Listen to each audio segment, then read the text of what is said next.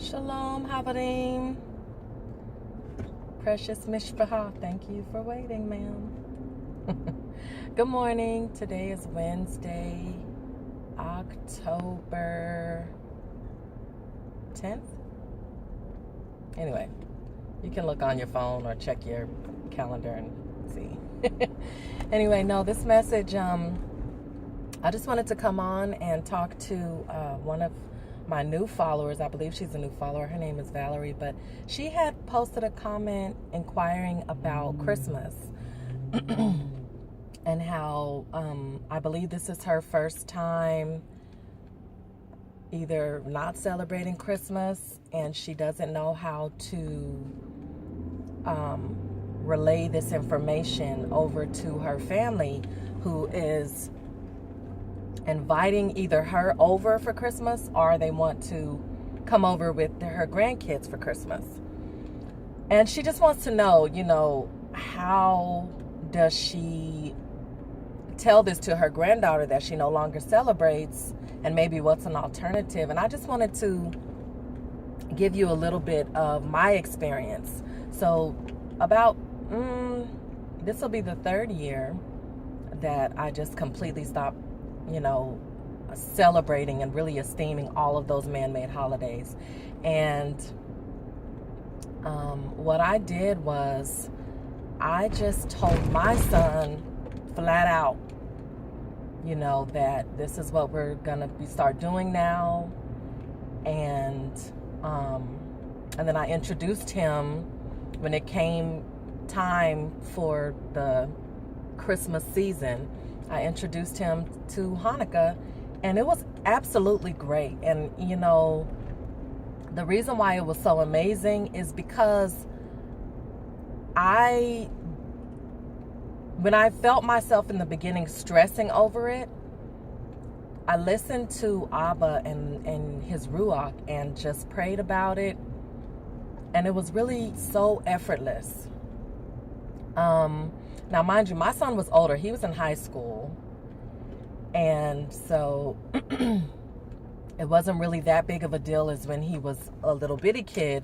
But I'll tell you what, I think it even would have been just that amazing if he was a little kid, because of the simple fact that, for one thing, with kids, they love the tree. I know that. They love presents. But look, on Hanukkah, you can tell them you get a gift every day.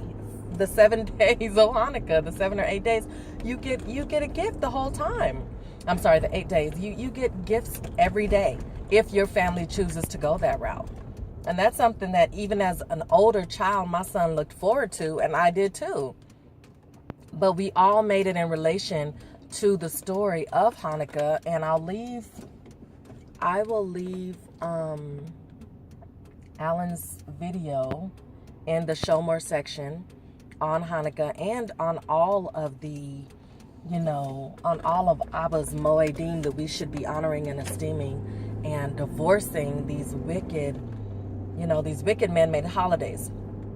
But back to what I did for me in my household. So what I did was, we basically spiritually and scripturally pitched our tents by prepping weeks. I think it maybe even was a month before Hanukkah came.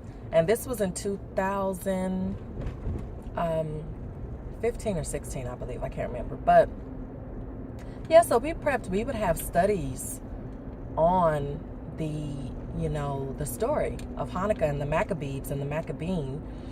And it was just amazing. So then when I would do my shopping, I would share with my son. I would share with him, I'm getting this, and this reminds me of, the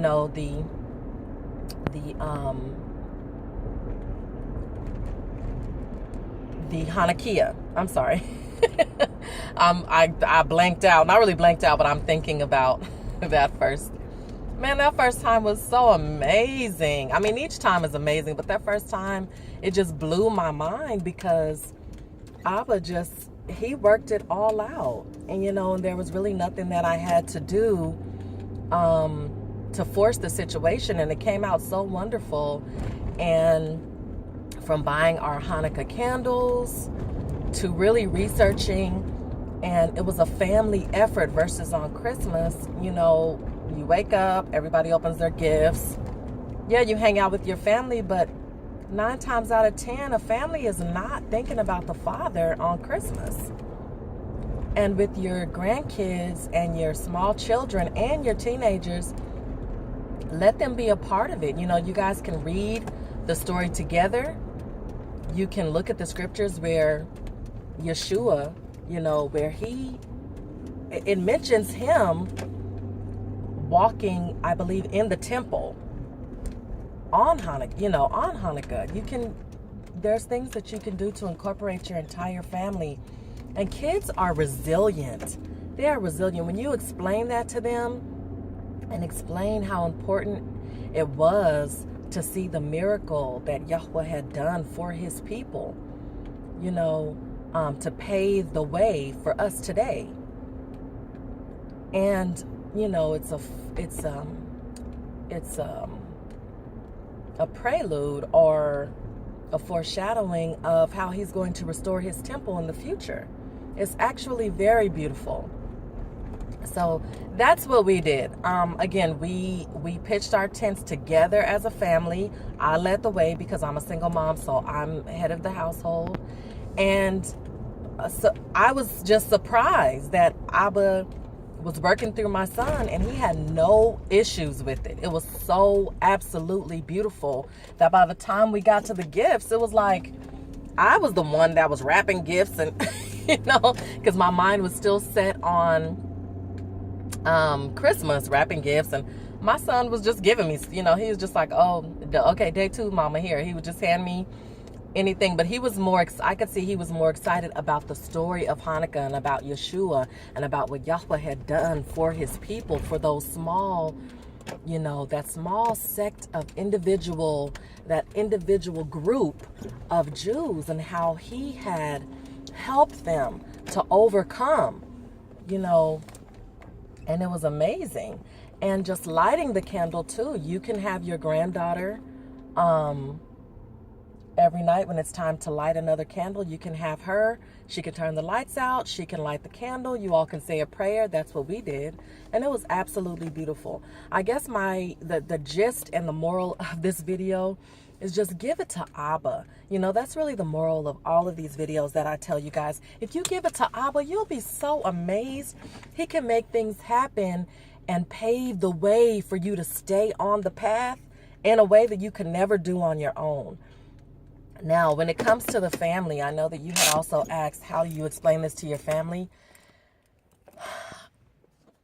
I don't want to offend you, but when it came to me, as for me and my house, and when I say my house, I don't only mean my physical house, but I mean my body, my mind, the reformation of me, Vanessa, into a new creature in Mashiach.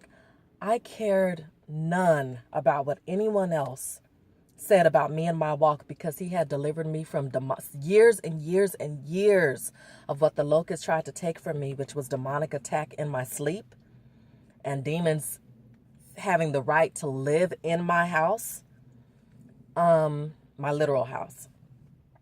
So when it came time for me to explain to my family, I really didn't care what they thought, because I know what had happened to me like that. You know, Joel 2:25 says that Yahweh, he will restore what the locusts tried to destroy. Years and years of just damage that he tried to do. Yahweh will restore that.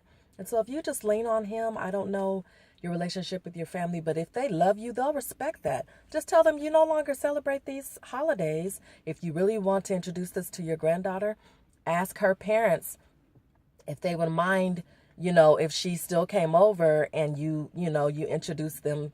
She's still going to get gifts if you introduced Hanukkah to her. And if they have a problem, I'll leave the scripture down below and let them know, you know, Hanukkah is in the Word. There's nowhere in the Word that says we have to, you know, celebrate Christmas, or that Jesus, Yeshua, was born on Christmas. So these are just some things that you want to think about. There's so many videos out there, beautiful videos that I found, how to actually honor and esteem the Hanukkah celebration, but more importantly, give it to Abba and let him do it for you. I love you. I hope this has been a better ha for you and your family. I'm praying for you and your granddaughter. And, you know, keep up with me. Let me know.